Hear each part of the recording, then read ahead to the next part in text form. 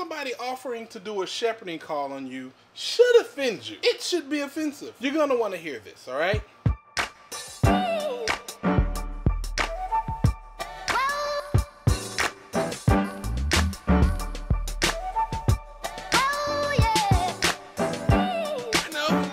I'll play dead again.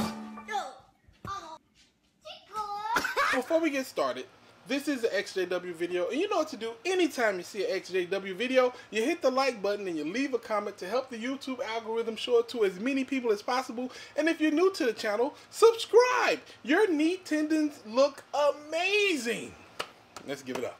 Give it up. This was a historic moment. For the first time in your life, probably the last time in your life, somebody just complimented your knee tendons. This is historic. It's for this historic day.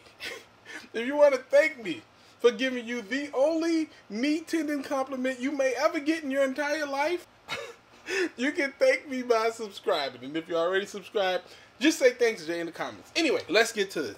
You should be offended by somebody offering you a shepherding call. You should be offended by that. Now, just hear me out, right? Because, you see, I don't like people having manufactured anger, right? I'm not too much into the whole woke thing and all that, like people finding reasons to be mad. Like, being angry shouldn't be a scavenger hunt. You should either be angry about something that happened or not. You know what I mean? Like, it's that simple. But this is the thing. When you're a Jehovah's Witness, you don't get to think about a lot of stuff. You know what I mean? Like, when something happens and you could possibly be like, I don't like the way that people are quick to tell you, don't worry about it. Don't think. Yeah, it's not nothing. Don't worry about it. And through like that and the use of like other brainwashing techniques, certain things that should be offensive, it just flies over your head. You don't even think about it. And that's the problem. Because when you actually think about what it means for somebody to have a shepherding call on you, first off, they're calling you a sheep. That in itself is offensive. Like, extremely offensive. At least it should be. Like, somebody just going around being like, hey,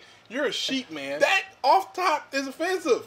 Nobody wants to be a sheep. A sheep is easily one of the dumbest things you could possibly be. I mean, a sheep, they're not smart. They're not like fast. They can't jump. They don't have any claws or fangs. They have no means of protecting themselves. They have nothing. Only like they can just grow a lot of fur.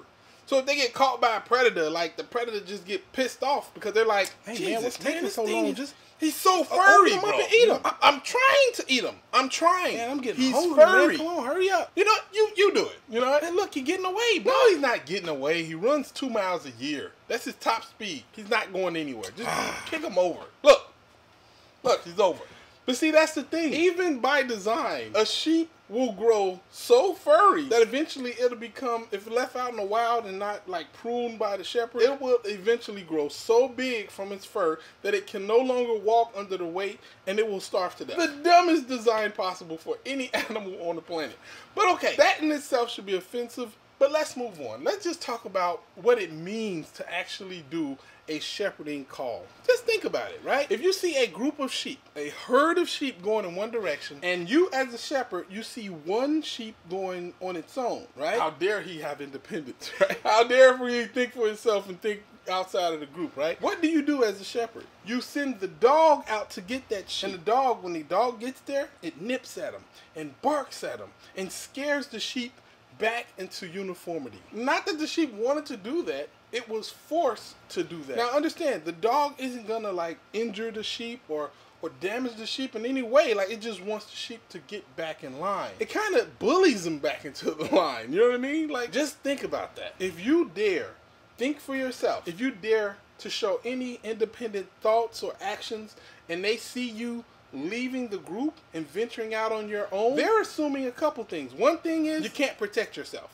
And you need them in order to be protected. Now, this is the thing. When the sheep herder has sheep, he takes care of the sheep. He makes sure that, you know, if they get sick, they're medically taken care of. They pays for this, they pay for that. But in this instance, the Jehovah's Witnesses ain't trying to take care of you medically. They're trying to control you. And if they see that they're losing control, they send their dogs out to nip you and bark at you and fear tactic you. A lot of times, sometimes they just say nice things, but a lot of times they use these tactics to get you back into the control of the organization. That should offend you because nobody should be controlling you or able to control you. Now, I always felt Like, there are certain people in this world who are meant to be controlled and who are meant to be, you know, kept inside. Those are children. Like, if you have a child cannot protect itself. A child does not know the best decisions to make at that time, and they lean on the protection and the wisdom of their parents while they're coming up. And in the middle, you know, while all that's happening, you're feeding the child, you're making sure they're experiencing those things that give them the best knowledge and stuff that they're gonna need when they grow up, and that they can make the best decisions going forward in life, and they can live a happy, successful life, and they can impart those same things onto their children. But it's not like that with the organization, because we're adults. We're grown-ups. We're paying our own bills. We can take care of ourselves. But they're saying, no, you're a sheep. You need us. You can't take care of yourself. Outside of that, you get ate up. That's not something I'm okay with. Nor is it something that I think any of you would be okay with. Nobody should be ever able to control you and manipulate you to do anything. Because when you're raising your children up, you're not raising sheep. You're raising lions. You're raising beasts that can get out there and compete in that technological world or whatever field that they feel like they want to get into, because they're not going to be doing it alone. There's going to be other people in that field, and they're going to have to compete. And you don't want a sheep out there trying to compete. You want a lion. You want a beast. You want somebody with some heart, somebody who can pick themselves up and not be constantly overthinking and wondering, man, am I doing the right thing or whatever? No, you want beast out there. The organization wants you to be sheep. They want to be the beast. They want to be the people who are making all the decisions in your life and do all the... They don't want you to be the beast. And they want you to not only be a sheep mentally, they want you to be a sheep physically. They don't want you even to go out and try different things. They want you to constantly refer back to them on whether or not things are okay. I remember seeing that a lot inside the organization. Like, people wanting to do something, but they're like, oh, I don't know if this is okay. Let me check back with the organization and see, is this something that the organization approves of? What? Do you not pay your own bills? Do you not put food on your table for your family? Like, how do they get to say anything about what happens in your life at all? You should be offended by anybody offering you a shepherding call. You're not a sheep, you're a lion. You don't need anybody to corral you back into the group. You can make your own decisions. You don't need to be protected by anybody. You can do this, whatever it is you're trying to do. And don't let anybody tell you you can't. I would be offended by somebody believing that I need to be controlled and I need them to protect me or help me or do any of those things. You should be too. Wake up! One of the worst things that the Jehovah Witnesses do is use the fact that life can be difficult sometimes as a reason for you to not fight, to not live the life that you're supposed to live. It's easy to do. Life is gonna always be difficult, but that doesn't mean you shouldn't have your freedom. They want you to not only be okay with shepherding calls, they want you to be not okay with freedom. Just, freedom, get it off of me. Independence, no, I need to be controlled, baby. That is not the way to live life. Yes, life can be difficult. Yes, there's gonna be struggles. Yes, there's gonna be times where you don't know what to do or how to proceed. But if you put your head down and you really think about it and focus, you can get through anything. They don't want you to realize that. They want you to fold under pressure every time and run back to them. That's not how life works. That is what sheep do. When a sheep is scared, it looks for its shepherd. Oh, because the sheep can't protect itself. The sheep can't feed itself. The sheep can't run away from an enemy. A sheep can't do anything but fully rely on its master. That's why I don't think you should ever consider yourself a sheep. At least goats are.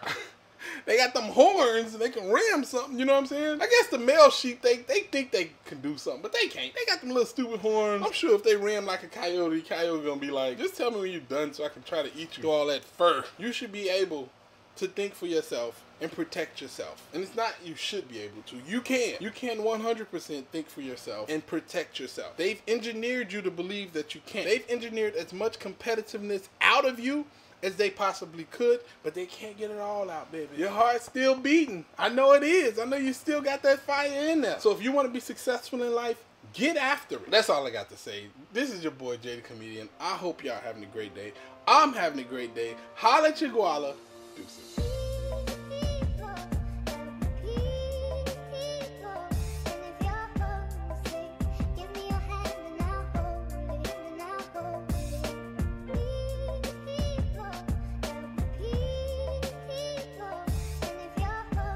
Hey, Jesus, man, what's taking so long? Just He's so furry, Open him bro. up and eat him. I'm trying to eat him. I'm trying. Man, I'm getting He's hungry, furry. man. Come on, hurry up. You know, you do it. You know, And look, he's getting away, bro. no, he's not getting away. He runs 2 miles a year. That's his top speed. He's not going anywhere. Just kick him over. Look, he's over.